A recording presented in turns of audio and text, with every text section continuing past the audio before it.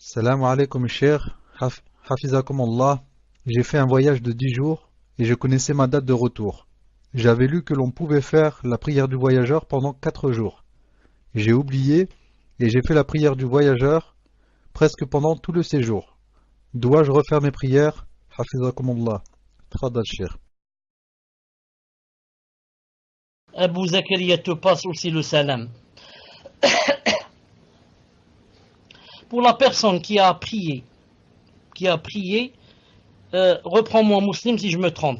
La personne a dit qu'elle a prié, c'est-à-dire sans raccourcir la salat. Afwan. Elle a dit qu'elle avait raccourci pendant tous les 10 jours. C'est vrai ou pas? Elle a raccourci pendant les 10 jours. Naam. Au contraire, cette personne a fait quelque chose de bien. Car si on ne raccourcit pas, il y a divergence. Il y a divergence. Naam, elle a lu que c'est 4 jours, il n'y a aucun hadith qui dit comme ça. Certains savants, ou beaucoup de savants même, ont dit, je crois que c'est les Ahnaf, ils ont dit on ne dépasse pas 4 jours, mais il n'y a aucun hadith qui dit comme ça. Le prophète, alayhi salam, à chaque fois qu'il voyageait, il ne cessait de raccourcir jusqu'au jour où il revenait. Jusqu'au jour où il revenait. C'est pour ça que Cheikh Ibn Uthaymin, rahimahullah, divise. Il dit, le voyageur, en fait, c'est 3 sortes. Il y a 3 catégories. La première catégorie, le voyageur, qu'il veut s'installer là-bas et ne plus jamais revenir, sauf si on l'expulse. Il a dit, celui-là, quand il va avec cette intention, il peut raccourcir seulement 3 jours. À partir du 4e jour, il a dit, il ne peut plus quoi? Il ne peut plus raccourcir, car il est parti avec l'intention qu'il va devenir un citoyen de ce pays-là. Il ne revient jamais. Donc c'est ce pays-là qui est maintenant son pays. Celui-là, il ne raccourcit pas.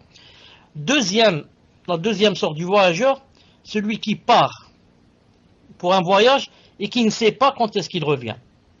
Il dit, j'ai par exemple, j'ai ici un commerce, quand je termine la vente des habits, je reviens. Il ne sait pas quand est-ce qu'il va terminer. Si c'est 3 mois, si c'est 15 jours. Celui-là, Cheikh Ibn Uthaymin dit, il raccourcit la salat jusqu'à ce qu'il revienne vers son pays, car il ne sait pas quand est-ce qu'il revient.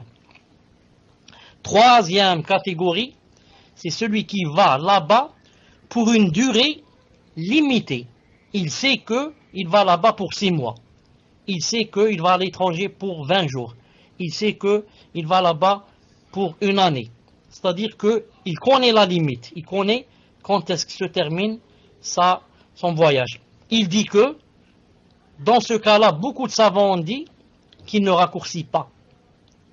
Mais que, Imam Shafi'i, rahimahullah, Ibn Taymiyyah, Ibn al-Qayyim, ont dit, il raccourcit. Cheikh Ibn Uthaymin a dit, je suis de l'avis de ceux-là. C'est-à-dire que, même s'il connaît quand est-ce qu'il va rentrer du voyage, il connaît la limite de son voyage, il dit, il peut raccourcir.